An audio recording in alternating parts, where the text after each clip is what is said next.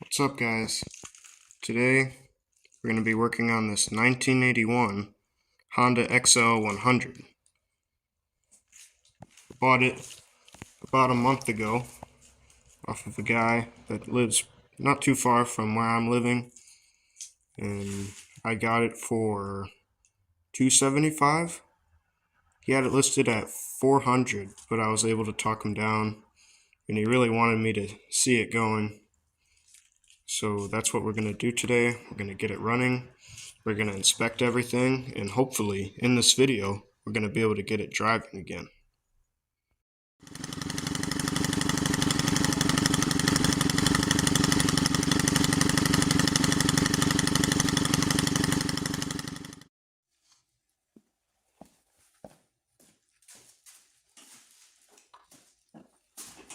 Alright, so first things first, we're going to start to see if it has compression.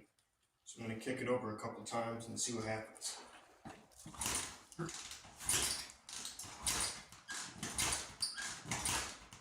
Yep, looks like we got a pretty decent amount of compression, so that's a good starting point. I'm going to check for spark on this thing next. So I'm just going to take the spark plug out, and I'll put it on this metal piece of this exhaust here, and we're going to check if it has spark. Alright, so I got the spark plug out and I put it inside the boot. We're going to see what happens here. This coil is a little weird. There we go.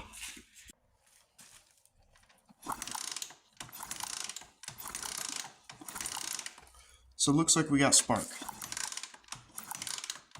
Alright, so now that we know we have spark and compression, hypothetically we just need to add fuel, but if you know anything about old engines, when they tend to sit, they usually always have fuel inside them. And I know as a matter of fact this has fuel in it. I don't know if you could hear that fuel swishing around in there, but you add fuel to this thing, it's not going to start. The car probably has gunk in it, so what I'm going to do is I got a spray bottle filled with gas, and I'm going to spray a little bit down the intake hole and see what that does. If it'll pop off or maybe even run for a split second. Let's see.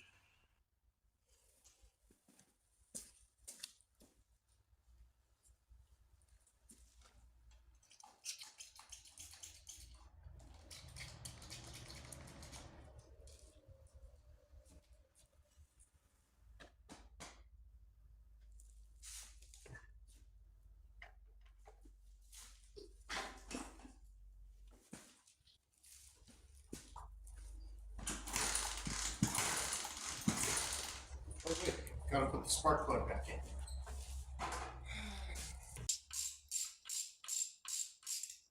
Everything won't run without spark.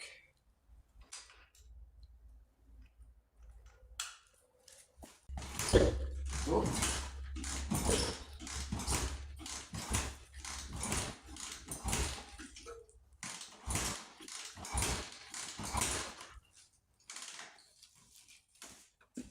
Well, got it to pop off for a second, so I think a carb clean is a necessity, and I think this thing's gonna run.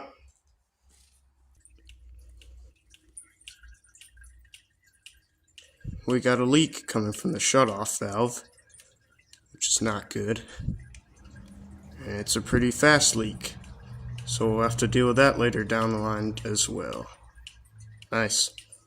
Alright, so after some confusion, I finally got the carburetor off, and I'm going to go through it and see what has to be done, if it may need a rebuild kit or just a really good cleaning. So yeah, I'm going to do that now.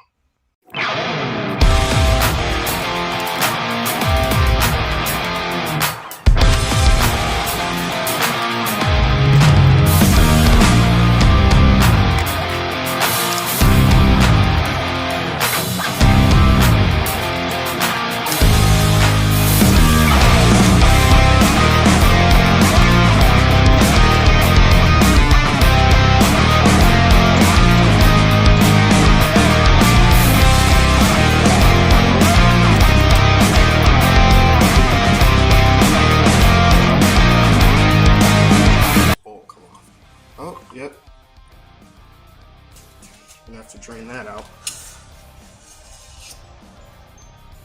Oh man, that's disgusting. Okay. Look at that. That's gross. Wow. Okay.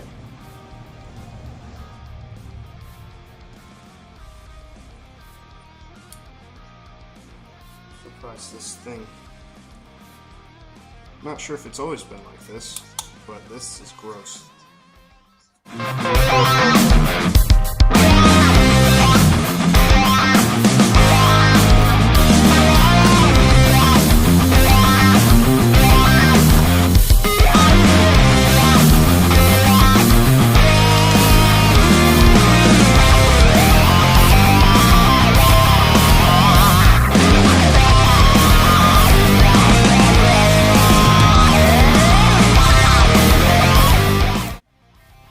Oh.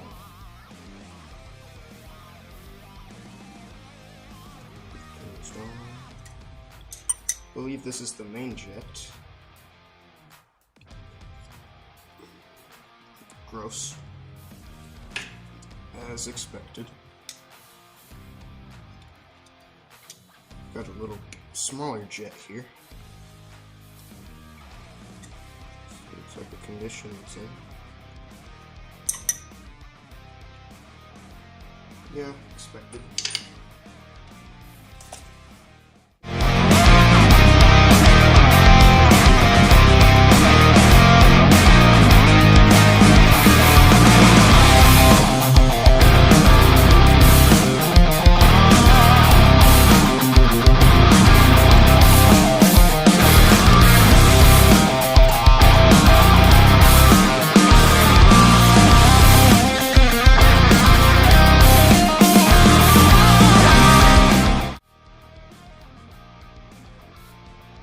The main needle.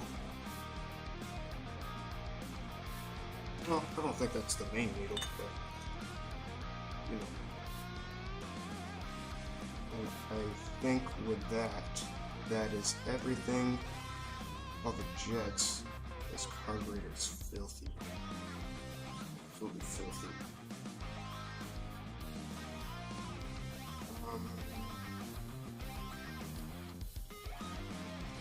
I'm gonna take this out. Take it off. There it goes. Alright, so I got a carb to clean here. Let's get to work. Alright, so I got everything all cleaned up here. And I'm just gonna spend my time in putting it all back together the right way. Basically, it's the part where I took it apart, but reverse. And everything's clean now, so. Alright, so I got the carb completely rebuilt, put back together. We're going to slap it back on the engine and see if it'll run. Alright, so before I put the carburetor back on, I'm going to take the tank off and clean it. Just some soap and water, and I'm going to put like some rocks in there to knock any little bit of loose rust there is. Because from what I've checked, there is a tiny bit, but I don't think it'll affect the carburetor at all. But just to be safe and make sure there's no varnished gas or anything, I'm going to take it off and clean it. Alright, so I got the gas tank off. But that was not the hard part. The hard part was getting the seat off, because you can't take the gas tank off without getting the seat off first. And the bolts on the seat were just corroded, rusty. I had to cut one of them off with a hacksaw. The other one came off a little easier. But yeah, now I'm going to clean out this tank. So I'm filling it up with water. I'm going to put some of these rocks in here. Finally, some soap.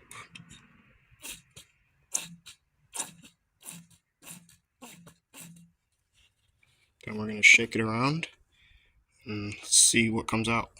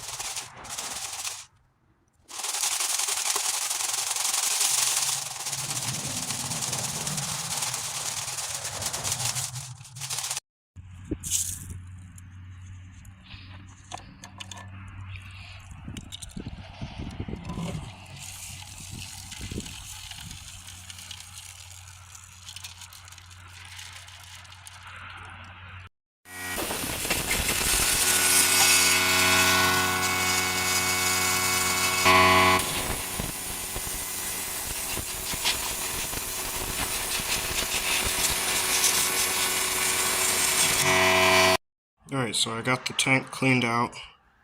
The inside of the tank still has some rust. Not a tiny bit, it has some rust. But overall it's not bad. It came out clean. So now I'm going to address this fuel shut off and see what's wrong with it.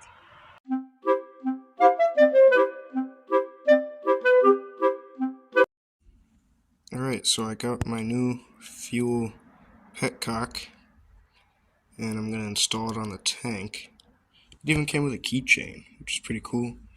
But I'm going to install it on the tank now, and I should be able to put everything back on the bike.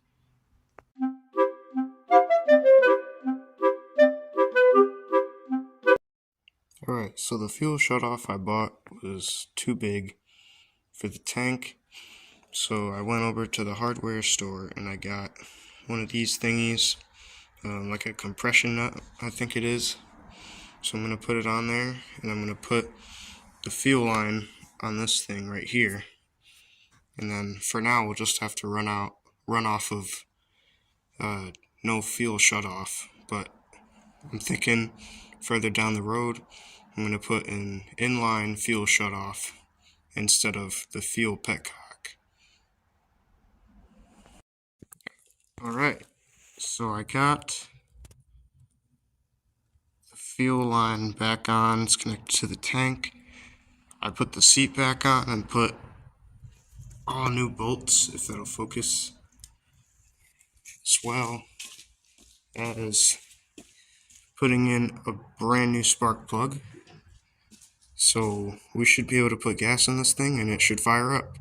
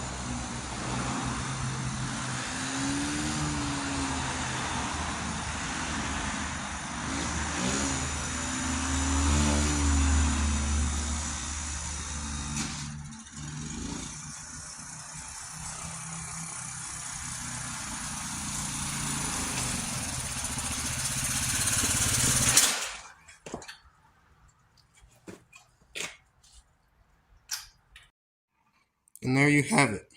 The XL100 is running, and I got it to ride a couple times up and down my driveway. So, yeah, I'm going to be doing a lot more content on this. You know, my plan is to fully restore it and do a top end rebuild and new paint and chain and everything. So that should come soon. So stay tuned for that. Thanks.